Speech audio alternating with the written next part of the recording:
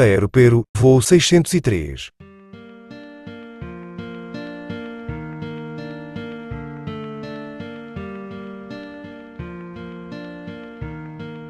Voando às cegas. Em 2 de outubro de 1996, o voo Aeroperu 603 saiu de Miami, nos Estados Unidos, com destino a Santiago, no Chile, com escala em Lima, no Peru. A aeronave envolvida era um birreator Boeing 757-A200, número de série 25489, fabricado em novembro de 1992. Esse B757A23A, de prefixo N52AW, caiu, matando todas as 70 pessoas a bordo. E esse acidente aqui, Tiziano, é mais um daqueles que entram no rol do fator humano.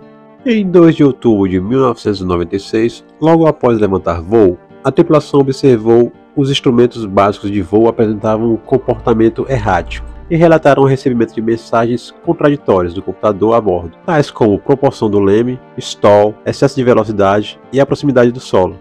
Em seguida, declarou a emergência e pediu um retorno imediato para Lima. Confrontado com a falta de instrumentos de voo e advertências contraditórias constantes do computador de voo, alguns válidos e outros não, e acreditando que eles estavam em altitude segura, o piloto Eric Schreiber, de 58 anos, piloto veterano que tinha quase 22 mil horas de voo, e o primeiro oficial David Fernandes, de 42 anos, que tinha 8 mil horas de voo, decidiram retornar a Lima.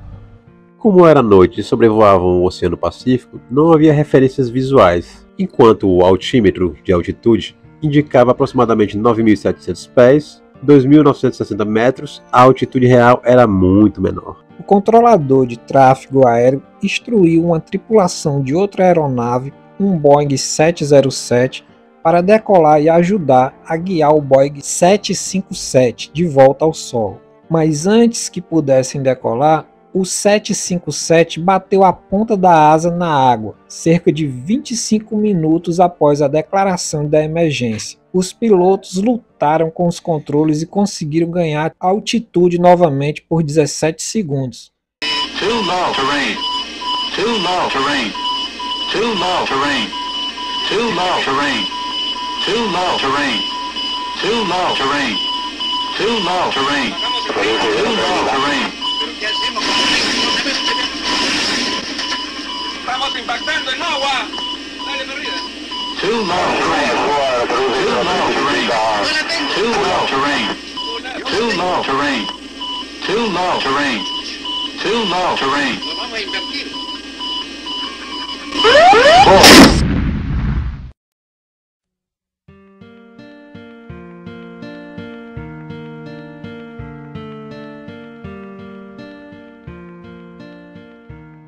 Mas em seguida a aeronave caiu investida na água. Todos os 9 membros da tripulação e mais 61 passageiros morreram. Os pilotos, confusos pelas advertências contraditórias, só notaram os avisos de proximidade ao solo, GPWS, quando já estavam a menos de 2.500 pés, ou seja, 760 metros, da superfície do oceano, de acordo com o relatório do acidente. Foi um acidente que por muito pouco não foi evitado, mas cara, aqui, beleza, de noite não tem como ver o horizonte, né? Tudo escuro, ó, alarme de velocidade errado, altitude errado. Mas, por exemplo, a velocidade, eu acho que um piloto experiente, pelo barulho do motor, eu acho que ele sente a velocidade que tá, né, cara? Um piloto que conhece a aeronave, até pelo barulho do motor, ele sente a velocidade. Mesmo que os instrumentos dando errado, não, cara, a gente tá em velocidade e tal, pelo barulho do motor, pela força, cara. Será possível que não seja capaz de sentir? Eu acho que sim. Mas já pousar aí é mais complicado, porque o avião podia entrar em stall, né? E cair de barriga. Acho que é aquela questão, né? O nervosismo acaba deixando o cara sem conseguir raciocinar direito. Eles se viram os instrumentos tudo doido, cheio de apito na cabine. Se os instrumentos estavam errando, o fator humano também Iria errar, doido, né? macho, é, fica- Confiou nos não, instintos. não, é muito fácil a gente falar daqui nessa tarde ensolarada. Do que lá na hora do foguete mesmo, do pegar pra capar. Partindo agora para as investigações do acidente, o principal investigador peruano de acidentes, Guido Fernandes Lanas, o tio do copiloto David Fernandes, houve algumas reservas sobre o potencial conflito de interesses, mas o investigador nomeado pelo NTSB, Richard Rodrigues, determinou que Fernandes poderia investigar adequadamente o acidente. E aí, né, Tiziano, a gente vê aí um cara aí, tio do cara, que vai investigar aí o acidente aí de uma das vítimas aí, que era o copiloto. Cara, é uma situação bem delicada, hein? Eu não sei se seria capaz de investigar um acidente que um sobrinho meu estivesse envolvido. A gente sempre ouve essa questão de conflito de interesse, essas coisas, mas ninguém mais, ninguém menos do que um familiar mesmo com aquela sede de justiça para investigar a morte de um ente. Porém, tem aquela questão, né? Você acaba meio no calor do momento, querendo achar um culpado, pode até apontar uma causa errada, né? É, cara, esses pilotos aí, os últimos momentos dele deve ter sido muito complicado, principalmente quando eles se deram conta que a ponta da asa tocou nas águas do oceano e que, na verdade, eles estavam bem próximos de colidir com a água. Felizmente foi sobre o oceano, imagina se fosse sobre cidades, alguma coisa do tipo. É, cara, o que foi que levou esse avião a ficar maluco desse jeito? Isso aí a gente vai saber já já. Depois do intervalo.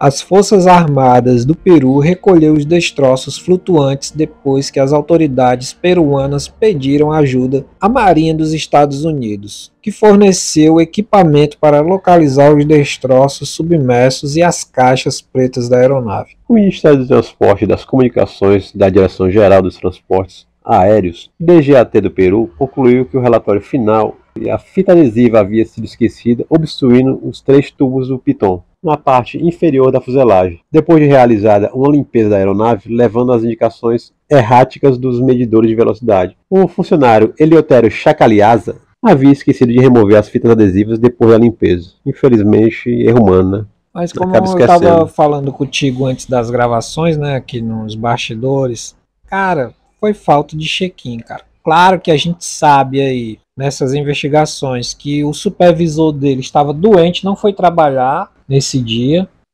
Parece que outro funcionário também aconteceu alguma coisa aí, não deu. E o piloto, o capitão da aeronave, que sempre faz a vistoria também da aeronave, também não conseguiu enxergar esse adesivo. Só que o piloto ainda tem um atenuante aí dele aí, que assim, né, o adesivo ficava na parte de cima da aeronave, então era bem complicado para ele ver na vistoria. Caramba, realmente foram todos os indicativos para que o acidente ocorresse mesmo. Realmente foram várias pessoas ficando doentes, vários atenuantes mesmo que favoreceram esse fatídico acidente. Os tubos de piton são vitais para a operação de praticamente todos os instrumentos de voo de uma aeronave, que fornecem dados aerodinâmicos básicos, tais como velocidade aérea, altitude e velocidade vertical, não só para os pilotos, mas também para os computadores da aeronave, que fornecem funções adicionais, tais como avisos de que se aproxime de níveis perigosos. O bloqueio desses dispositivos é um dos poucos modos comuns de falha que resultam em falha total de vários instrumentos de voo básicos, como é tal considerado como uma das falhas mais graves que podem ocorrer dentro dos sistemas da aviação. O projeto da aeronave não previu um sistema de tampas de manutenção para os tubos. Tais tampas são comumente empregadas na aviação para bloquear o acesso a componentes críticos quando a aeronave está operando, geralmente são de cor brilhante, e levam bandeiras, que podem ter marcas de remoção antes do voo. Em vez disso, a concepção da aeronave e o respectivo procedimento de manutenção exigiam a utilização de fita adesiva para cobrir os pitons. Tiziano, e como resultado, os instrumentos de voo básicos transmitiram dados falsos de velocidade e altitude. Como a falha não estava em nenhum dos instrumentos, mas sim no sistema de apoio ao voo, comprometeu assim a redundância das informações, causando dados errôneos do altímetro, que também foram transmitidos ao controle de tráfego aéreo em Lima, que estava tentando fornecer aos pilotos dados de voo. Isto conduziu a confusão extrema na cabine, porque os pilotos receavam que alguns dados altitude poderiam correlacionar corretamente com os dados do altímetro quando os outros dados fornecidos pelo controle de tráfego aéreo não concordaram. Cara, aí é uma situação complicada. O avião, ele estava recebendo dados errados, por causa que estava tampado por esse adesivo, e consequentemente repassava esses dados errados ao controle de tráfego, que esse repassava de volta aos pilotos também, óbvio, erradamente. Realmente é uma casa assim que a gente lendo, assistindo, vendo, falar, a gente acha assim uma coisa mesmo impossível de achar que poderia acontecer, mas aconteceu, né? E aparentemente é uma coisa que pode acontecer novamente. Pode, cara. Fator humano sempre, enquanto existir um humano por ali, pode sim acontecer. Esquecer um adesivo e ser responsável por diversas mortes assim é complicado, né? Embora os pilotos estivessem conscientes da possibilidade de todos os instrumentos de voo fornecerem dados imprecisos, a correlação entre os dados de altitude dados pelo controle de tráfego aéreo, aqueles altímetros provavelmente agravou mais ainda a confusão, contribuindo para a dificuldade, os numerosos alarmes da cabine, o sistema gerou, causando ainda mais conflito entre a tripulação e os instrumentos. Essa falta de consciência situacional foi revelada pela transição do gravador de voz na cabine. O fato do voo ocorrer à noite sobre a água, não dando assim aos pilotos quaisquer referências visuais, também foi identificado como um fator importante. Liquidação judicial.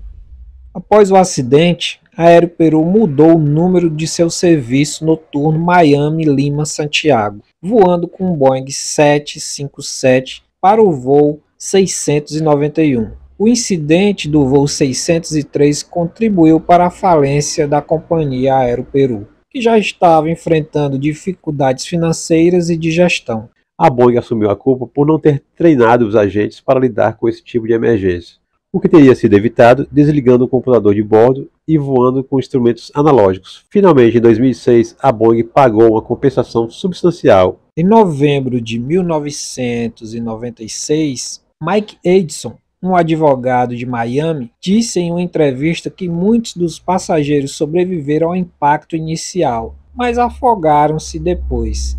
Edison representou 41 passageiros e tripulantes em um processo, alegando que o fabricante da aeronave, a Boeing, assumiu a responsabilidade pelo desastre, já que a empresa deveria ter previsto o uso indevido de seus produtos. A ação foi arquivada contra a Boeing em um tribunal federal em Miami em 1997. Segundo a denúncia, os erros de voo foram causados por manutenção descuidada pela Aeroperu e negligência de design defeituoso da Boeing. Por sua vez, argumentou que não tinha culpa e que a responsabilidade pelo acidente era do funcionário que não removeu a fita adesiva dos tubos do piton. Responsabilizou também o piloto por não ter notado que a fita adesiva não havia sido removida durante a sua verificação visual. Richard Rodrigues, do NTSB, disse que era compreensível que o Schreiber não encontrasse a fita adesiva porque o trabalhador da manutenção tinha usado uma fita comum, em vez da fita brilhante e colorida como deveria supor. Além disso, Rodrigues disse que os tubos de piton estavam bem acima do solo, portanto Schreiber não poderia ter visto a fita obstruindo os tubos contra a fuselagem. Após extenso litígio, as partes concordaram em transferir o processo contra a Boeing e a Aeroperu para um tribunal em Santiago, para a determinação dos danos. Os réus concordaram em não contestar a responsabilidade no Chile. Em 13 de dezembro de 1999, as famílias dos passageiros mortos receberam a maioria das indenizações resultantes de um acidente aéreo fora dos Estados Unidos, pagas por uma transportadora peruana, com uma média de cerca de $1 milhão por vítima. O episódio Voando às Cegas da série Mayday, Aircraft Investigator Air Emergency, declarou que a maneira como o acidente resultou no afogamento dos passageiros foi responsável pela aceitação dos acordos. Chacaliasa foi condenado no Peru por homicídio negligente, mas nenhum outro funcionário da Aeroperu foi condenado. Guido Fernandes criticou a decisão, argumentando que Chacaliasa era relativamente sem instrução. O acidente foi apresentado no episódio Voando às Cegas de Mayday e também foi reapresentado no especial do Mayday. Quem está pilotando a aeronave? Tiziane, que lamentável, hein? 70 pessoas perderem suas vidas por um adesivo de, sei lá, 5 centavos. Tiago, a gente vê aí a questão da. Até praticamente eles acabam até meio que afirmando que o funcionário em si não tinha muita instrução para fazer aquele serviço. E para que contratou o cara? Pois é, cara, logo mais cedo eu até tinha dito, pô, esse funcionário ele deve ter conhecimento. Pois é, no texto que a gente acabou de ler ficou claro que ele não tinha conhecimento. Dá aquela impressão que você pega o cara que é um mecânico de automóveis e bota para remendar um avião. Cara, não tem como. Não é a mesma coisa. E o Aí supervisor faltou por motivo de doença. Não, cara. Não é aquela questão, cara. O supervisor falta, não tem alguém que fique no lugar do supervisor para verificar. Aí quer dizer que se faltou um, não tem outro para substituir ali. Lembrar também que lidando com vidas humanas, né? A investigação ficou claro que a aeronave poderia ter o sistema de computação desligado e os pilotos poderiam pilotar a aeronave de modo analógico. É a falta do treinamento mesmo. Essa questão da falta de treinamento ficou muito bem clara, mas é aquela velha história. Eu acho que isso nunca vai acontecer. E quando acontece, por que eu não me preparei para isso? Pilotos assim, né, sendo confundido por diversos alarmes errôneos, misturou aí por ser noite. Porque se tivesse sido dia, eles teriam tido alguma chance. Dá para se orientar melhor. Parece que é todos os fatores que contribuíram para que esse acidente acontecesse, né? Parece que era algo que tinha realmente que acontecer. É meio que bizarro. E é isso aí. Mais um episódio de Mayday, desastres aéreos aí, se foi aí. E 70 vidas perdidas de forma lamentável. Podia ter sido evitado. Com certeza esse é o acidente mais besta que eu já vi até então, né, nessa série Mayday.